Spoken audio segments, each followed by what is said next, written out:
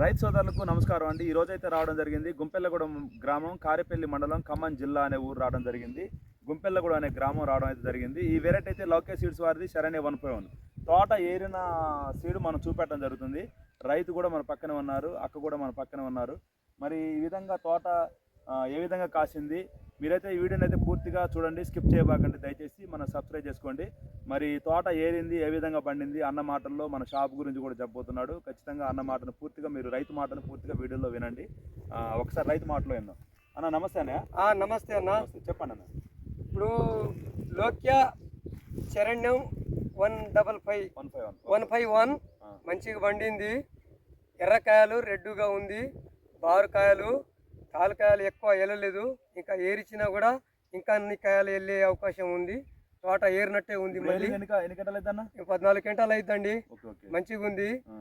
సురేష్ అన్న నమ్మకం విశ్వాసంతో ఇచ్చే విత్తనం తీసుకోండి, కొనుగోలు చేయండి. మంచిగా ఉంది విత్తనం. ఒక సంవత్సరం నేను పోగొట్టుకోవడంలో నష్టపోయాను. మన ద్వారనాకాల నుంచి 10 సంవత్సరాలు పెట్టిన కాడ నుంచి ఆడనే తీసుకునేవాడిని. తీసుకుపోవటంలో నిరుడు ఒక సంవత్సరం కొద్దిగా మోసం జరిగింది. ఏరే చోట్ల పోవటం, ఆయన కాడ నిరుడు తెచ్చిన మంచిగా ఉంది, పండింది.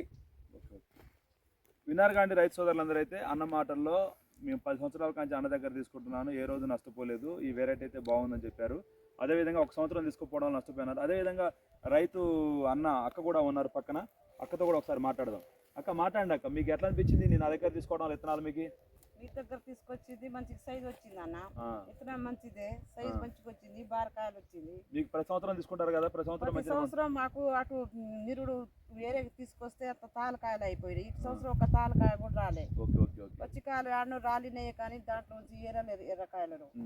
మంచి సైజ్ వచ్చింది. సైజ్ మంచిగా ఉంది, కాపు మంచిగా పడ్డది. కాపు మంచిగానే పడ్డది. మీకు అదేలే మన దగ్గర తీసుకోవడం మంచిగా పండుతుందని నమ్మకం వచ్చింది. నమ్మకం వచ్చింది నాకు.